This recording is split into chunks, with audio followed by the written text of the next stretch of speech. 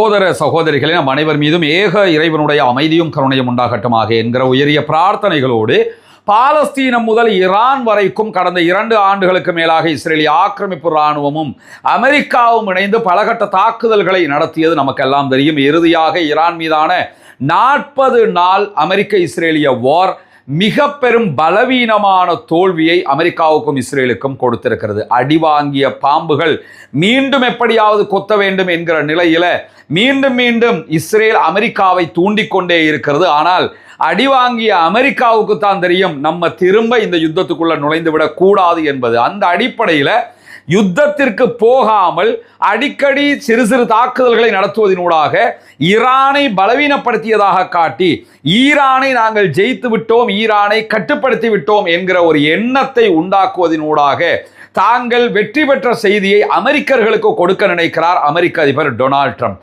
அதிலும் குறிப்பாக எதிர்வருகிற 4 மாதங்களுக்குள்ளாக அமெரிக்காவிலே தேர்தல்கள் வர இருக்கிறது. அந்த தேர்தல்களுக்கு முன்பதாக நடத்தப்படுகிற உள்கட்சி தேர்தல்கள் எல்லாவற்றிலுமே அமெரிக்க அதிபருடைய கட்சியிலேயே அமெரிக்க அதிபருக்கு எதிர்ப்பு வலுக்கிற அதே நேரம் அமெரிக்க அதிபருக்கு எதிராக இருக்கக்கூடிய ஜனநாயக கட்சியினுடைய வேட்பாளர்கள் பாலஸ்தீன ஆதரவாளர்களாக தங்களை வெளிப்படையாகவே அடையாளம் காட்டினாலும் அவர்கள் தற்போது தேர்தல்களில் உள்கட்சி தேர்தல்களில் வெற்றி பெற்று வருகிறார்கள். எனவே பாலஸ்தீனத்திற்கு ஆதரவான நிலைப்பாடுகள், ஈரானுக்கு ஆதரவான, குறிப்பாக ஈரான் விவகாரத்தில் அமெரிக்காவுக்கு எதிரான நிலைப்பாடுகள் எல்லாம் அமெரிக்க அதிபருக்கு மிக பெரும் பின்னடைவை கொடுத்து கொண்டிருக்கிறது. இந்த நிலையில தான் எப்படியாவது ஈரானை கண்ட்ரோல் பண்ண நினைக்கிறார் அமெரிக்க அதிபர் டொனால்ட் ட்ரம்ப். ஆனால் இன்றைக்கும் வெளியாகி இருக்கக்கூடிய செய்திகள் அமெரிக்க அதிபருக்கு நற்செய்தியாக இல்லை என்பதை நாம் புரிந்து கொள்ள வேண்டும். அமெரிக்காவினுடைய முன்னாள் கடற்படை தளபதியாக செயல்பட்ட ஹேர்மன் உல்மனிடத்தில் அல் ஜசீரா இன்றைக்கு ஒரு முக்கியமான இன்டர்வியூ பண்ணியிருக்கிறாங்க. அந்த செய்திகளை அல் ஜசீரா ஒளிபரப்பி கொண்டிருக்கிறது. அதிலே சொல்லப்படக்கூடிய செய்திகள் அமெரிக்காவினுடைய தற்போதைய நிலை என்ன என்பதை அழகாக படம் பிடித்து காட்டுகிறது. ஹேர்மன் உல்மன் அமெரிக்காவினுடைய முன்னாள் கடற்படை தளபதி சொல்லுகிற நேரத்தில் தற்போது எப்படி கொரியா போர் நடைபெற்று கொண்டிருந்ததோ அதே போன்று அமெரிக்காவுக்கும் ஈரானுக்கும் இடையில ஒரு சூடான கூலான ஒரு யுத்தம் நடந்து கொண்டே இருக்கிறது. கொரியா போரை பொறுத்தவரையில் 2.5 ஆண்டுகளாக யுத்தமும் பேச்சுவார்த்தையும் ஒரு சேர நடந்ததை போலதான் தற்போதும் யுத்தமும் பேச்சுவார்த்தையும் நடைபெற்று வருகிறது என்று சொல்லக்கூடியவர் எது எப்படி போனாலும் யுத்தத்திலே ஈரான் ஜெயித்திருக்கிறது. அது மட்டுமல்லாமல் எதிர்வருகிற மாதங்களில் அமெரிக்காவில் தேர்தல் வர இருக்கிறது. ஆல்ரெடி அமெரிக்க அதிபருக்கு அமெரிக்காவுக்குள்ள அழுத்தங்கள் அதிகரித்து வருகிற நிலையில இந்த தேர்தலையொட்டி மிக பெரும் அழுத்தத்தை அமெரிக்க அதிபருக்கு கொடுக்க நினைக்கிறது ஈரான். இந்த நிலையில ஈரான் அமெரிக்க அதிபருடைய பலவீனத்தையும் மிக தெளிவாக புரிந்து கொண்டிருக்கிறது. அதுவும் ஈரானுடைய இந்த வலுவான நிலைக்கு காரணமாக இருக்கிறது என்கிறார் அமெரிக்காவுடைய முன்னாள் கடற்படை தளபதி ஹெர்மன் உல்மன். அமெரிக்க அதிபர் டொனால்ட் ட்ரம்ப் கடந்த வாரம் டர்க்கியினுடைய அங்காராவில் நடைபெற்ற நேட்டோ நாடுகளின் கூட்டணி தலைமைகள் கலந்து கொண்டிருந்த மாநாட்டில் பேசுகிற நேரத்தில் மிக வெளிப்படையாகவே ஈரானுடைய தலைவர்களை மிக கேவலமான வார்த்தைகளை கொண்டு திட்டினார். இந்த ஒப்பந்தம் முறிந்துவிட்டது என்றெல்லாம் சொன்னார். சொல்லி ஓரிரு நாட்களுக்கு பிறகு மீண்டும் ஈரானிடத்தில் ஹார்முஸ் ஜலசந்தி திறக்கப்பட்டே இருக்கும், அதை நாங்கள் இழுத்து மூட மாட்டோம், அதில் கப்பல் போக்குவரத்தை தடை செய்ய மாட்டோம் என்று சொல்லி நீங்கள் கையெழுத்து போடுங்க அப்படின்னு சொல்லி மீண்டும் கோரிக்கையும் வைக்கிறார். பேச்சுவார்த்தை முடிஞ்சிருச்சுன்னு சொன்னால் எதுக்கு திருப்பி போய் கெஞ்சிரியே? அதை சொல்லும் போதே ஹெர்மன் உல்மன் என்ன சொல்றாருன்னா, இதை வெறும் கோரிக்கையாக வச்ச மாதிரி கூட நீங்க பார்க்க முடியாது, அமெரிக்கா ஈரானிடத்தில் கெஞ்சுகிறது என்றே பார்க்க வேண்டும் என்கிறார். எனவே அமெரிக்காவுடைய பலவீனத்தை ஈரான் மிக தெளிவாக புரிந்து கொண்டிருக்கிறது. அதை பயன்படுத்தித்தான் ஈரான் தன்னுடைய இராணுவ வலிமையை நிலைநாட்டுவதற்கு முயல்கிறது என்கிறார் அமெரிக்காவுடைய முன்னாள் கடற்படை தளபதி. இந்த நேரத்தில் இந்த சத்தியம் தொலைக்காட்சி என்று சொல்லி இருக்கிற குப்பையை பூரா செய்தியாக்குகிற ஒரு தொலைக்காட்சி தமிழ்நாட்டில் இருக்குது. அவங்கள 2 நாளைக்கு முன்னாடி ஒரு செய்தியை நம்ம பார்க்க முடிஞ்சது. என்னன்னு கேட்டால், அமெரிக்காவிடம் பேச்சுவார்த்தைக்கு கெஞ்சுகிறது ஈரான் அப்படின்னு. அமெரிக்காட்ட எந்த காலத்தில் ஈரான் பேச்சுவார்த்தைக்கு கெஞ்சுது? அமெரிக்கா தான் கெஞ்சுகிறது என்று அமெரிக்காவின் முன்னாள் கடற்படை தளபதியே இன்றைக்கு வெளிப்படையாக அல் ஜசீராவில் வந்து பேசிக்கிட்டு இருக்கிறாரு. ஆனால் ஈரான் கெஞ்சுகிறது அப்படின்னு சொல்லி தலைப்பு போட்டிருக்காங்க. உங்க ஆசையெல்லாம் அவன் பண்ணிக்கிட்டு இருக்க முடியுமா? உங்களுக்கு ஆசை, ஆனால் அவன் பண்ண மாட்டான்ல. எனவே ஈரானை பலவீனப்படுத்தி காட்டுவதற்கு சில தமிழ் ஊடகங்கள் நினைத்தாலும் ஈரானுடைய பலத்தை இன்றைக்கு அமெரிக்கா புரிந்து கொண்டிருக்கிறது என்கிற செய்திகளுக்கு மத்தியில் இன்றைக்கு இன்னும் பல முக்கியமான செய்திகளும் வெளியாகி இருக்கிறது. ஈரானுடைய தற்காலிக பாதுகாப்பு அமைச்சர் இன்றைக்கு வெளியிட்டிருக்கக்கூடிய செய்திகள் பிரகாரம் ஈரான் யுத்த நேரத்திலேயே ஈரானுடைய ட்ரோன் தொழில்நுட்பம், ட்ரோன் தயாரிப்புகளை மும்மடங்காக உயர்த்தி இருக்கிறது என்கிற ஒரு முக்கியமான செய்தியை சொல்லி இருக்கிறார்.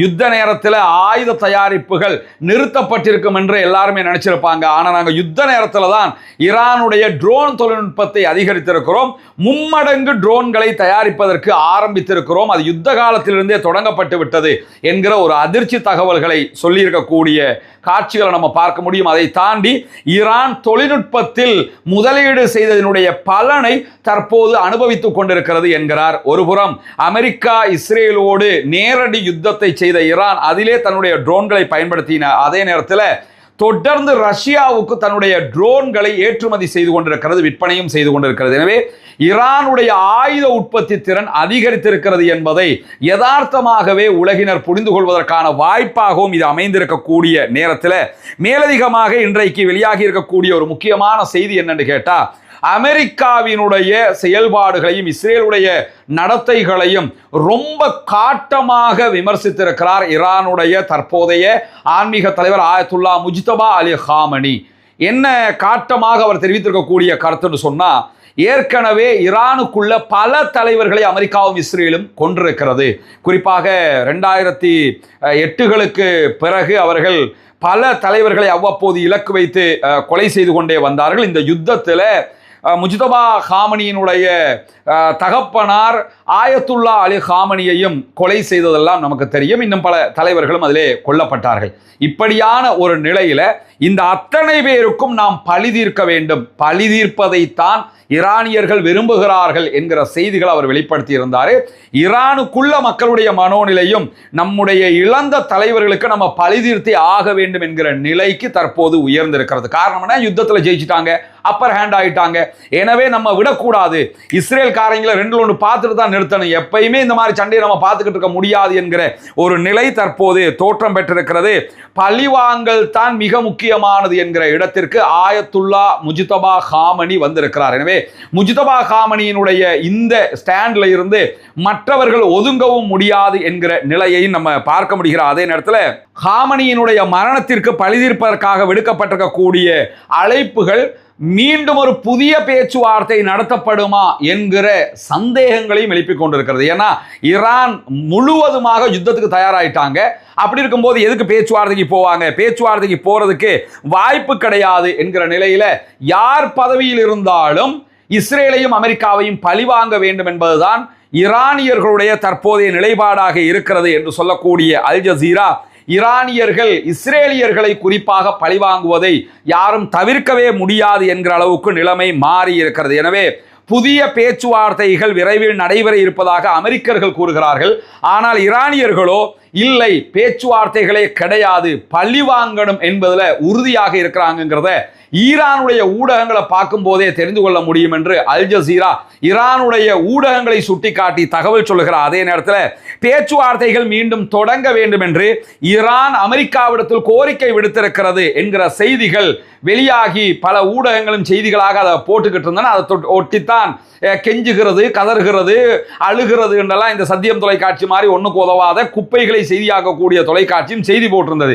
அதையொட்டி இன்றைக்கு ஈரானுடைய வெளிவிவகார அமைச்சின் ஊடக பேச்சாளராக இருக்கக்கூடிய இஸ்மாயில் பகாயி வெளியிட்டிருக்கக்கூடிய அறிவிப்புல அமெரிக்காவோடு மீண்டும் ஒரு பேச்சுவார்த்தையை தொடங்குவதற்கு எந்த இடத்திலும் நாங்கள் கோரிக்கை வைக்கவும் இல்லை, அந்த தேவையும் எங்களுக்கு இல்லை. அமெரிக்காவுக்கு தான் எங்களோட பேசுற தேவை இருக்குது தவிர எங்களுக்கு அந்த தேவையில்லை, நாங்கள் எந்த கோரிக்கையும் வைக்கல என்று சொல்லி மிக தெளிவாக மறுதளித்திருக்கிறார் என்கிற செய்திகளும் பதிவாகி இருக்கிற அதே நேரத்தில் நேற்றைய தினம் நம்முடைய வீடியோவில் அமெரிக்க அதிபர் டொனால்ட் ட்ரம்பை ஈரான் படுகொலை செய்ய முயற்சிக்கிறது என்கிற ஒரு செய்தியை அமெரிக்க அதிபர் சொல்லி இருந்தார். அவரையொட்டி இஸ்ரேல் அதுக்குரிய உளவு தகவல் எல்லாம் கிடைச்சிருக்குன்னெல்லாம் சொல்லியிருக்கிறாங்க என்கிற செய்திகள் எல்லாம் நம்ம சொல்லியிருந்தோம். இதுவரைக்கும் ஈரான் அதை பற்றி எந்த இடத்துலையுமே எதுவுமே சொல்லலை.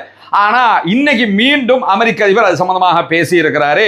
என்ன காரணம் என்று கேட்டா, ஈரானை ஜெயிக்க முடியல, ஈரானை தோக்கடிக்க முடியல, நம்ம வாங்கிட்டு வாங்கிட்டோம், இப்ப அனுதாப அலையம் உண்டாக்கணும் அமெரிக்கா மக்களுக்கு மத்தியில. என்ன கொல்ல நினைக்கிறாங்க பாத்தீங்களா, உங்களுடைய அதிபரை கொல்ல பார்க்கிறார்கள், இது சரிப்பட்டு வருமா என்கிற அந்த நெகட்டிவ் ப்ரமோஷன் ஒன்றை எடுத்துக்கிறதுக்கான ஒரு முயற்சியை செய்ய ஆரம்பித்திருக்கிறார் அமெரிக்க அதிபர் டொனால்ட் ட்ரம்ப். இன்றைக்கு அவர் எடுத்திருக்கக்கூடிய அறிவிப்பில், என்னை கொலை செய்தால் 1000 ஏவுகணைகள் ஈரானை துளைத்தெடுக்கும், ஈரானை முற்றுமுழுதாக அமெரிக்கா அழிச்சிரும், அதற்கு நான் இப்பவே ஆர்டர் போட்டு வச்சிருக்கிறேன், என்னை கொண்டா நீங்க ஆக்களை அழிச்சிருன்னு அப்படின்னு சொல்லி நான் இப்போ சொல்லி வச்சிருக்கிறேன் அப்படின்னு சொல்லி இன்றைக்கு அமெரிக்க அதிபர் டொனால்ட் ட்ரம்ப் விடுத்திருக்கக்கூடிய அறிவிப்பில் சொல்லி இருக்கிறாரு. அவருடைய ட்ரூத் சோஷியல் பக்கத்தில் அவர் விடுத்திருக்கக்கூடிய அறிவிப்பில் என்ன சொல்றாருன்னு கேட்டா, நாங்கள் எங்களுடைய இராணுவம் ஈரான் பக்கம் ஏவுகணைகளை திருப்பி வைத்திருக்கிறது, ஒரே நேரத்தில் 1000 ஏவுகணைகள் ஈரானுக்கு சென்று தாக்குதல்களை நடத்தும், நான் செத்துட்டேன் அல்லது என்னை கொலை செய்ய முயற்சித்தார்கள் என்கிற தகவல் கிடைச்சாலே போதும், அமெரிக்க இராணுவம் 1 வருஷத்துக்கு தொடர்ந்து ஈரான் மேல குண்டு போடும் என்கிற விதமான தகவல்களை அவர் வெளியிட்டிருக்கக்கூடிய செய்திகளை பார்க்க முடியும். அமெரிக்க அதிபரை பொறுத்தவரையில அவர் சீரியஸா சொன்னாலே சிரிக்கிறாங்க, இப்ப சிரிப்பு காட்டுற மாதிரி சொல்லும் போது சீரியஸா பார்ப்பாங்களாங்கிற கேள்விகள் இருக்கிறது. அவரை பற்றி உலகமே மிக தெளிவாக புரிந்து கொண்டிருக்கக்கூடிய நிலையில தான் இந்த செய்திகளை அவர் வெளியிட்டிருக்கக்கூடிய நேரத்தில் இன்றைக்கு ஈரானுக்கான ஐநாவினுடைய தூதுவர் விடுத்திருக்கக்கூடிய அறிவிப்பில், அமெரிக்காவினுடைய யுத்த நிறுத்த மீறல்கள் தொடர்ந்தால் நாங்கள் அமெரிக்காவோடு செய்து கொண்ட ஒப்பந்தத்தை துளியும் மதிக்க மாட்டோம், தூக்கி குப்பையில் வீசி விடுவோம் என்கிற செய்தியை உறுதிபட தெரிவித்திருக்கிறார். அமெரிக்காவுடைய தாக்குதல்கள் நிறுத்தப்பட வேண்டும். ஆல்ரெடி ஈரானுடைய சில தீவுகளில் அமெரிக்கா தாக்குதல்களை நடத்தியது. இது மாதிரி திரும்ப தாக்குதல்கள் நடத்தினாங்கன்னு சொன்னா இந்த ஒப்பந்தம் கடாசி கிழித்து எறியப்படும் என்கிற செய்திகளை இன்றைக்கு ஈரானுடைய ஐநாவுக்கான தூதுவர் சொல்லியிருக்கக்கூடிய செய்திகள் வெளியாகி இருப்பதை நம்ம பார்க்க முடிகிற அதே நேரத்தில் இன்றைய நாள் ஈரானுடைய ஃபாரின் மினிஸ்டர் அப்பாஸ் அராக்சி ஓமானில் தரையிறங்கி இருக்கிறார். ஓமானுக்கு அவசரமாக பயணம் மேற்கொண்டிருக்கிறாரு. ஹார்முஸ் நீர்ப்பரப்பில் பாதுகாப்பான பயணத்தை மீட்டெடுப்பதும் ஓமானோடு இணைந்து செயல்படுவது தொடர்பாகவும் பேச்சுவார்த்தைகள் நடத்துவதற்காகத்தான் அவர் சென்றிருக்கிறார் என்கிற செய்திகள் வெளியாகி இருக்கக்கூடிய சூழல்ல, அமெரிக்காவினுடைய தாக்குதல்களால் சேதமடைந்த சீனாவுக்கும் ரஷ்யாவுக்கும் இடையிலான தொடர்பை ஏற்படுத்தி வைத்திருக்கக்கூடிய ஈரானுடைய ரயில் பாலம் 24 மணி நேரங்களுக்குள்ளாக சரி செய்யப்பட்டு விட்டது. எனவே பயணம் வளமை போன்று மேற்கொள்ளப்படுகிறது என்கிற செய்திகளையும் இன்றைக்கு ஈரான் விடுத்திருக்கக்கூடிய செய்திகளாக நம்ம பார்க்க முடியும். எனவே ஈரான் தொடர்ந்து தன்னுடைய பலத்தை நிலைநிறுத்துவதற்கு முழுமையான தயாரிப்போடு இருக்கிறது. தேவைப்பட்டால் நேரடி முழு யுத்தத்திற்கு நாங்கள் செல்வதற்கு தயார் என்கிற நிலையில் தான் ஈரான் இருக்கிறது என்பதை நம்ம புரிந்து கொள்ள முடிகிறது. தொடர்ந்தும் ஈரான் தொடர்பாகவும் மத்திய கிழக்கு தொடர்பான செய்திகளையும் எதிர்பாருங்கள். வரக்கூடிய உண்மை செய்திகளை உடனுக்குடன் உங்களுக்கு கொண்டு வந்து தருவதற்கு தயாராக இருக்கிறோம்.